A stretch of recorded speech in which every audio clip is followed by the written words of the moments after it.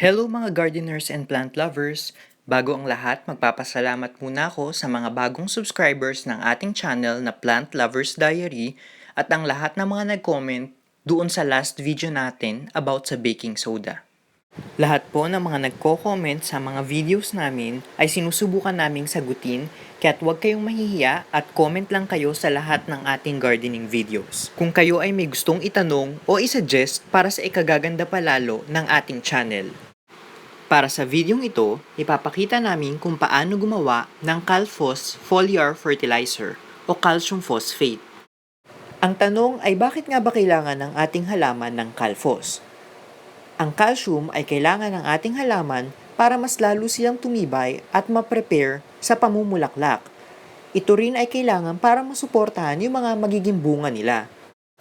Ang phosphorus naman ay kailangan ng ating halaman para mas ma-develop pa ang mga ugat nito para makakuha ng mga important nutrients at tubig mula sa lupa.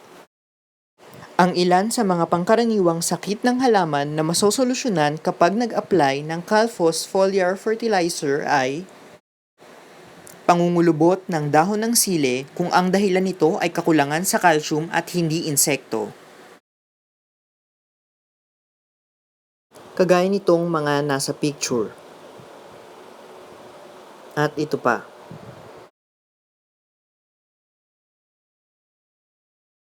At ang blossom end rot na kadalasang sakit ng bunga ng kamatis.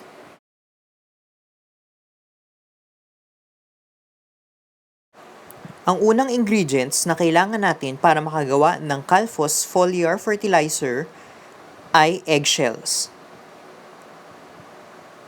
Ang eggshells ang magiging source ng calcium at phosphorus natin. Bukod sa eggshell, ay pwede pa rin kayong gumamit ng iba pang calcium source kagaya ng bones at mga seashells. Ang unang step sa paggawa ng Calphos ay hugasan muna ang mga eggshells. Kung napanood nyo pala ang una naming video sa channel, ay nakagawa na rin kami ng eggshell fertilizer.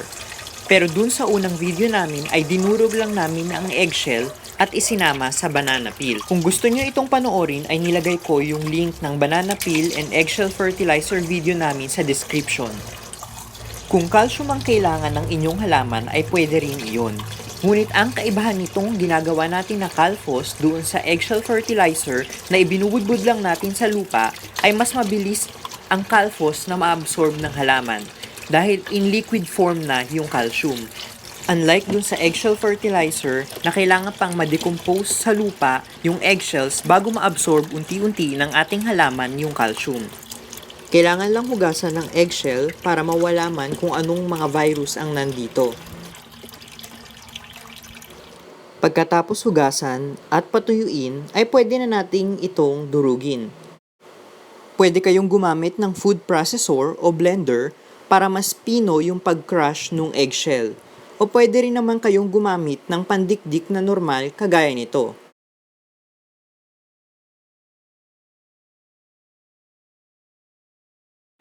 Pagkatapos durugin ang eggshell ay magiging kagaya na nito.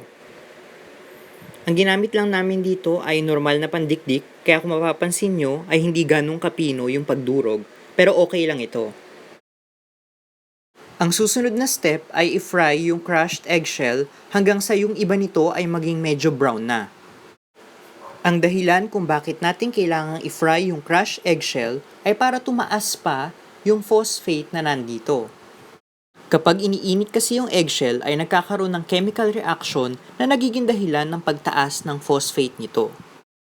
Hindi ko na masyadong ipapaliwanag yung chemical reaction dahil masyado na itong technical, pero kung gusto nyo pa ng mas maraming impormasyon ay maaari naman kayong mag-search sa Google ng mga reference website na ginamit namin bago kami gumawa ng videong ito. Simulan na natin yung pag-fry ng crushed eggshell.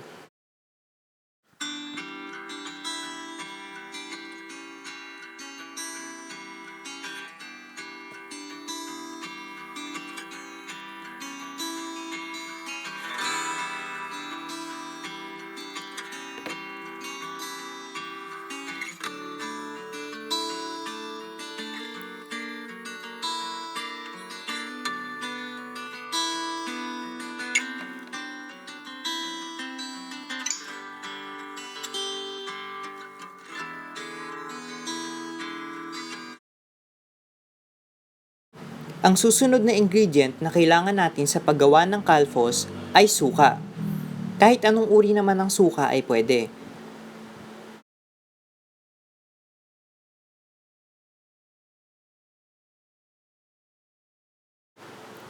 Kailangan din natin ng cup o container na paglalagyan ng Calphos foliar fertilizer at kutsara. Ang ratio ng eggshell sa suka ay dapat 1:5. So kung isang cup ng eggshell ang gagamitin nyo, dapat ay 5 cup ng suka ang ibuhos nyo. So sa atin, isang kutsarang eggshell lang. So 5 kutsarang suka ang gagamitin natin.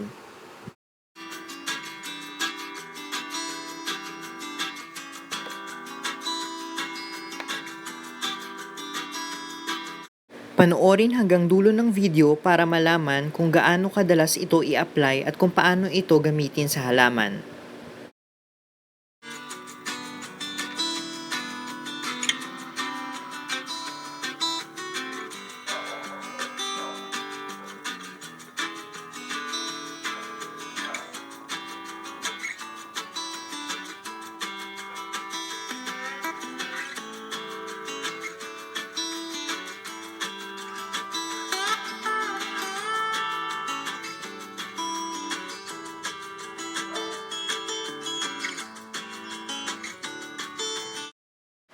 Kung mapapansin nyo ay bumubula yung suka at umaangat yung mga eggshell, yan ay yung nagiging chemical reaction ng eggshell sa suka.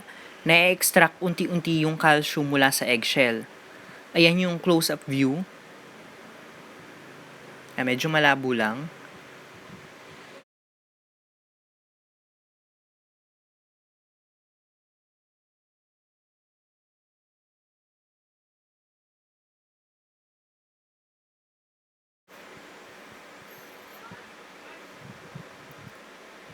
Once na nagsettle na yung pagbula niya at pag nagsubside na yung mga eggshell at bumaba na, ay pwede na nating takpan yung container kung nasaan yung eggshell at suka.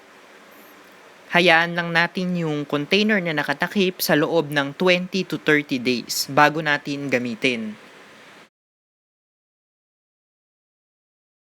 Kapag gagamitin na ito after 30 days, ay kailangan salain yung mga crushed eggshell para yung mismong liquid lang yung makukuha mo.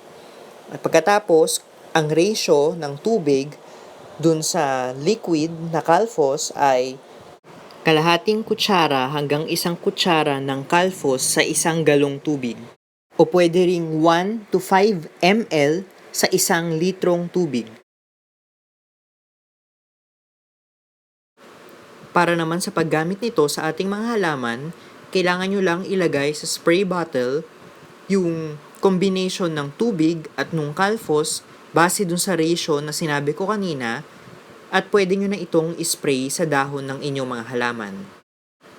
Ang ideal time ng pag-apply nito sa ating mga halaman ay kapag malapit na itong mamulaklak o magta-transition na papunta sa flowering stage. Ang dahilan nito ay para mas maging strong at matibay yung mga bulaklak at ma-prepare sila kapag naging bunga na ito. Kapag nagkaroon na ng bulaklak ang inyong halaman ay pwede nyo nang itigil yung pag-apply nito at i-apply nyo na lang uli ito kapag meron na talagang bunga yung mga halaman nyo. Pwede nyo itong i-apply 2 times a week kapag bago mamulaklak at once a week na lang kapag may bunga na. Maraming salamat sa panonood ng video namin kung paano gumawa ng Calphos foliar fertilizer. Click nyo lang ang subscribe button at notification bell kung hindi nyo pa ito nakiklik para ma-update kayo sa mga bago naming gardening videos. Salamat!